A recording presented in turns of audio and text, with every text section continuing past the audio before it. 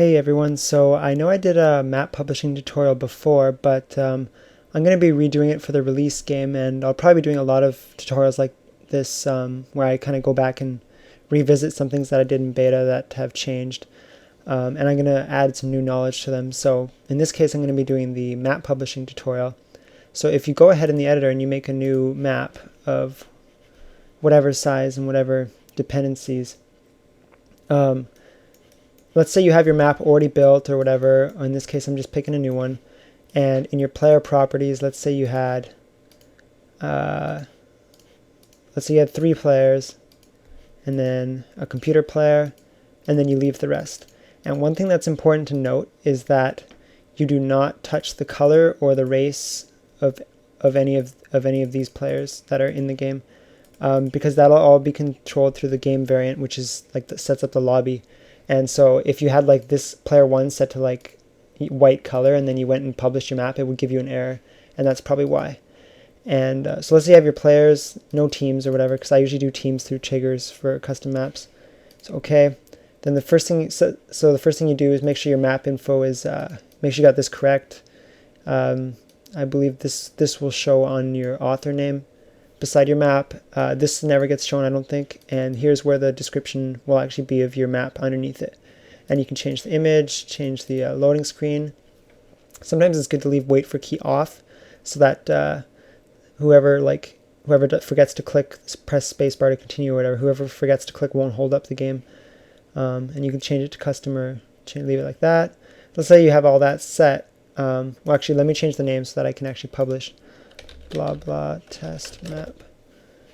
Okay, and then you go to map game variants, and you'll see you have nothing here. So if you're making a melee map for like 1v1 or 2v2, then you could click generate defaults, and then you could like change whatever you needed here. It actually makes it based on your map. So because I only have 3 players, or 4 players, I mean, or I forget what I added, but it only generated these 2. But if you made more, it would have 3v3 here, etc. So I'm going to cancel and go back here. So let's just right click and go add. Let's go to general. Let's rename this to whatever. You can name it to whatever your map is. Now here's where I actually don't find too much use in these. I mean, if I was making an RPG map and it was called like something something, and then I would set this to like RPG and maybe this to RPG as well, or if you had something more specific you wanted to say, like team based, something like that. I usually leave these pretty generic because I generally don't make more than one game variant, because you don't want 2 versions of your map on the popularity list. That would kind of defeat your, I don't know, that would just be annoying to deal with. And max team size, I'm going to leave that at 12 for now. Attributes, and I believe max team size is the amount of teams, but, or it might be, actually it might be the max amount of players per team. I'm not totally sure on this one because I always get confused with it, but I leave it on 12. You usually can lock stuff in here. So game mode, generally don't touch this. Game speed, don't touch. Lobby delay, one thing I always recommend doing here is setting it to like 7 seconds and making sure it's locked. So now it won't do the 30-second thing like most games do. Locked alliances, if you want to lock all players' alliances, you can click yes here. Pre-made game, I don't touch that. Rules, don't touch. Teams, so I usually do custom teams for my map, and then because I set it to custom teams here, you have to go down here to this one and then set up people, like put this guy at team 1-1, team 2-1, team 3-1, team 4-1. This is what I did and lock them for some of my maps that I've published before, is I'll do this, and then each player gets their own little slot, and then in triggers I'll do the alliances later. So it just keeps your lobby clean instead of like randomly placing them around. And you can lock the race here, like instead of doing it in player properties, you can lock color, controller, stuff like that. So generally, if you do stuff in here and then you do something different in player properties, this is where you'll get errors. So you do this, you right click this, make it default, because you want it to, when people host a new game, you want it to automatically go to this instead of blank or whatever. Press OK, and then one other thing is in the data editor, if you have any under races, if you have anything if you copy paste any of these or add your own, it's just not going to publish. So you just can't have any custom races for some reason. So I had to delete them all from my map, and I guess it's not a big deal, but It's too bad right now that you can't as of this patch. And then you go File, Publish.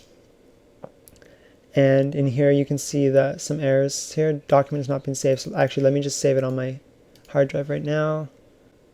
Okay, now I'm going to go Publish and Lock to Unlock. It's going to be unlocked.